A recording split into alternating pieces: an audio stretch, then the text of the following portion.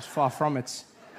It's not, you know what, it's not so much the language, so much as the pronunciation of words that throws me off. It's just what Americans have done with the language. You guys have just, wow, you've done something. You've put 22s on the English language. You've got rims that says, pimp my language. That's what you've gone with, you know? I don't understand. I was chatting to this woman downtown the other day. She came up to me and she wanted me to see something. I don't know what, though. She was like, oh my God, look over there. I said, look over what? She's like, over there. Look at that her. And I said, her? She's like, no, her. There's two of them? I understand nothing. Even the small words, just the pronunciation. You know, small things that get you by. For instance, I pronounce the opposites of uncle as aunt. I say my aunt.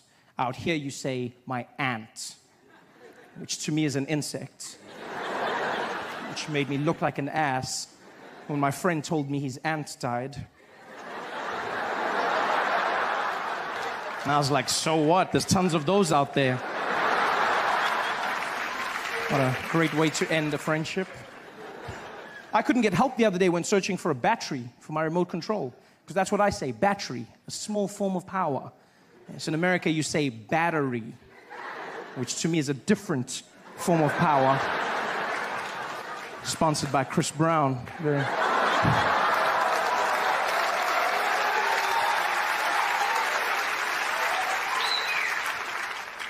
And you know what to understand? We live on different sides of the globe, so it's fine. The language will evolve. This is something I've come to understand. But I hope I change one thing in your hearts forever. Just one thing. And that is that animal in the wild that looks like a horse. It has black and white stripes. Yeah, do me a favor. From now on, please, it's not zebra, okay? It's zebra. Yeah?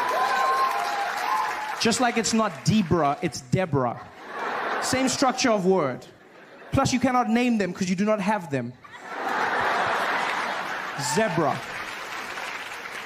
This is madness. Everything out here is different. Do you know how hard it is to learn when you come out here? You have to change everything. There's the measurement system, which is just, I mean, America, you guys have your own thing, the imperial system, you know? On my side of the world, we use the metric system, and by my side, I mean the rest of the world, you know? We have the metric system, which is, amongst other things, very efficient. It's a very simple process, you know? Everything goes into each other, and out here you have imperial, which is fine. I mean, I won't judge you. If you want to be imaginary, that's up to you. But I just feel like there's some consistency that's needed. Small things, like for instance, when we abbreviate our small measurement, milligrams, we use mg, milligrams, mg, milligrams. And you guys have ounces, which you then abbreviate oz. There's no z in the word, ounces. I don't know. That's pale in comparison to what you've done with pounds. That for me, please explain to me how the abbreviation for pounds became LBS. LB, pounds. I look like the idiot walking into the store going, could I please have the 2 labs bag of sugar? Guy was like, you mean pounds? I said, I don't see the P, no, I don't. He said, well, it means pounds. It's not LBS. A lot of bullshit, that's what it stands for.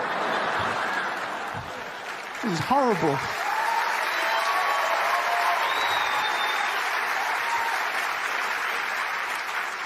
In fact, it's crazy. You do realize the imperial system is so inefficient that even American drug dealers have switched over to metric. Even drug dealers got to the point where they said, we need some order, we're going with metric. And I honestly thought this was an anomaly. I thought, you know what, this is just one of those things, it's a coincidence, but it's not. Americans do not care about abbreviation nor the English language. They don't give a damn. I learned this in the small things, like for instance, when I was in Tennessee, I stumbled on an organization known as the Ku Klux Klan. You heard of them? Worst magic show ever. Guy gave me a pamphlet, he was like, come and see the Grand Wizard. Grand Wizard, the Grand Wizard. Didn't do one trick. Not even one trick. I mean, I noticed a few black people disappear, but I mean, that's not magic. No, that's just Reaganomics. I wasn't impressed by that. Like, where's the magic? I sat there forever. These guys running around in their sheets. Yeah! The KKK, as they're affectionately known. Has nobody bothered to tell them ever that you do not spell clan with a K? Nobody stopped. Even in America, clan is spelt with a C. The Ku Klux Klan, they're the KKC, not the KKK. You realize that? Ku Klux Klan. C. In fact, the name is wrong, the whole thing, the Ku Klux parts of it. That's just horrible because they got that, as you know, from ancient Greece. It was Ku Klux Alphion, meaning a circle of brothers. And that's how they got their name. They call themselves a Greek circle of brothers, which is wrong for two reasons. One, if your sole purpose as an organization is to hate black people, don't you find it strange that you've now named yourself the Circle of Brothers?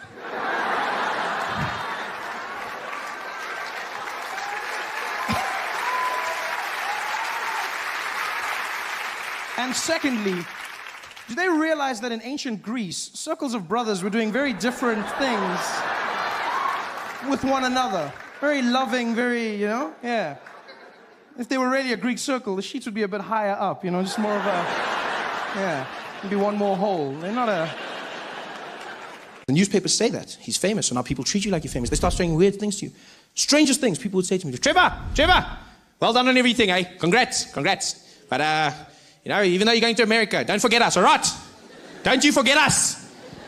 I don't even know who you are. People would say the weirdest things to me. You know what the number one thing people have said to me? Number one thing? It's not good luck. It's, hey, Trevor, good luck over there. But whatever you do, don't forget your accent, all right? Yeah, please, don't pull a Charlize on us, okay? You keep your accent, man. Make us proud. Everyone said that. Trevor, brah. Hey, Trevor Noah. Hey, Mastercon. Hey, man, you're making us proud, no? Yeah, man, you're doing big things for us, but I can ask you a favor, no? Don't lose your accent, no? Don't lose your accent. Yeah, when you come back from the States, you mustn't come back talking funny, okay? Please, brother. If you lose your accent, don't come back. Just threaten me? What does that mean, if you lose your accent? How do you lose your accent? People make it sound like you're going to be walking down the street, and then just out of the blue, you'll be like, huh? My accent! I lost my accent! What the hell is my... Oh. Well, hello? No, that's not my accent! That's my accent! How are you going to lose your accent? I was stressed now. Because I don't want South Africans to think I'm not South African. I don't want them to think I've forgotten something. This is my home. Now I'm stressed coming home. I'm in the plane, flying back to Johannesburg, and the whole time I'm just thinking, don't lose your accent, Trevor. Don't lose your accent. Don't lose your accent. Don't accent. Is that how I say accent? Accent.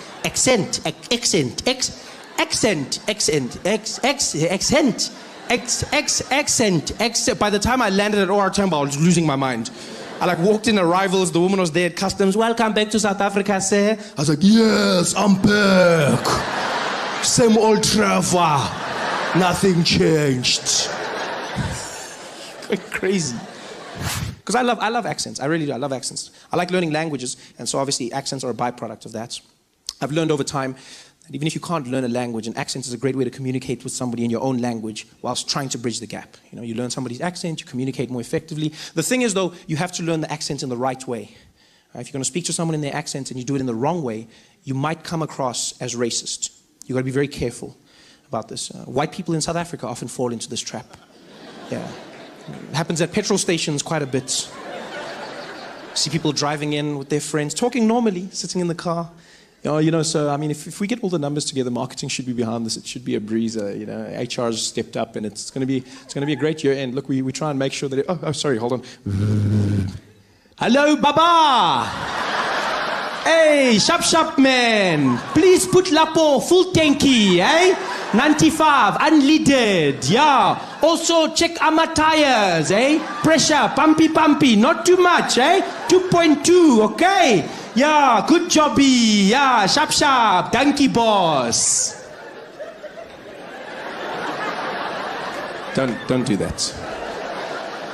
He's a grown man. He's been pumping petrol his entire life. He knows what you need. Just talk to him like a normal human being. That's the thing people don't understand. Speak to him like a normal human being. I used to get so angry whenever I see white people changing their accent when they talk to black people. I get so angry. I was like, oh, white people racist? Is that what it is? Oh, racist? And then I learned. Life taught me not to be so quick to judge.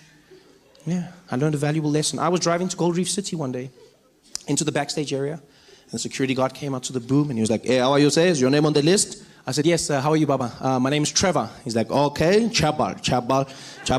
I said, no, Trevor. He's like, oh, sorry, Chabal. I said, no, Trevor. Trevor. Trevor. Shalva. Trevor. Shalva. Trevor. Shovel. Trevor. Shovel. Trevor. Shovel. Shovel. Shovel. Shovel. Shovel. Trevor. Shovel. Trevor. Shovel. And now my friend who was irritated, he just leans over me and he's like, "Hey, Papa, get Trevor." He's like, "Oh, Trevor. Why you don't talk properly?"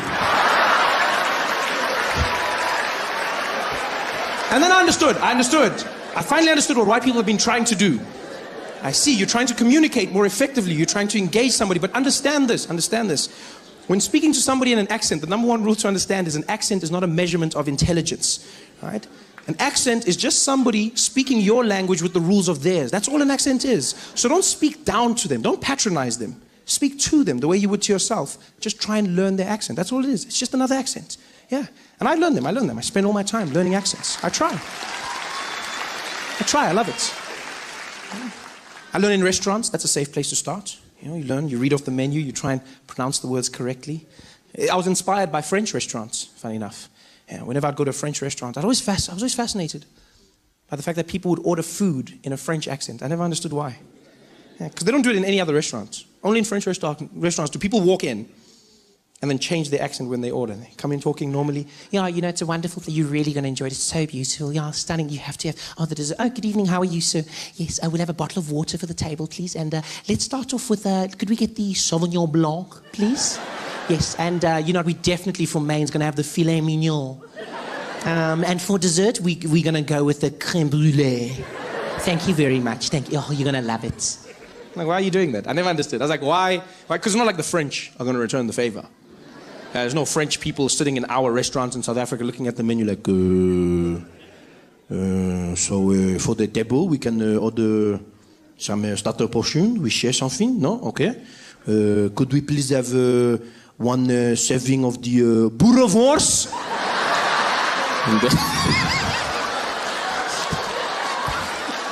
That's not going to happen. I'll never forget, I met an American in South Africa. And he said to me, well, Trevor, it's funny you say that because if you come out to America, they'll label you as black. I said, really? And he was like, hell yeah.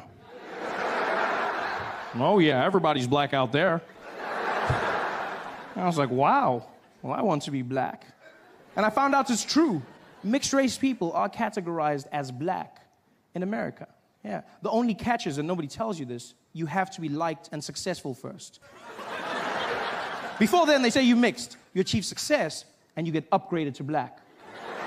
All the famous mixed people do it. Singers, like Alicia Keys and Mariah Carey, yeah? Mixed, but then they say black singers. Sportsmen, like Tiger Woods, mixed, but then they say black golfer. The most famous mixed person on the planet by far, Barack Obama, mixed, half and half, straight down the middle. But then they say America's first black president, which is interesting, because when he was running, they called him the mixed candidate. I see how it works. Everyone makes it obvious now. They're like, yeah, Barack, of course he won, of course. It wasn't that obvious when he started. It wasn't. I remember comedians coming out. They used to diss him. Guys would come out on stage and be like, man, how many of y'all seen that crazy-ass mixed fool running for president? Y'all seen that mixed fool running for president? Where you gonna see? Ain't no mixed fool gonna be president of the United States of America. Ain't no man, which white people gonna be voting for a mixed fool? Even a black man can't win shit. Even a black man can't. How some mixed fool think he gonna do it out? Man, that mixed fool, that crazy-ass mixed fool. How some mixed fool, that mixed fool? And then he won, and all of a sudden they were like, my nigga. So...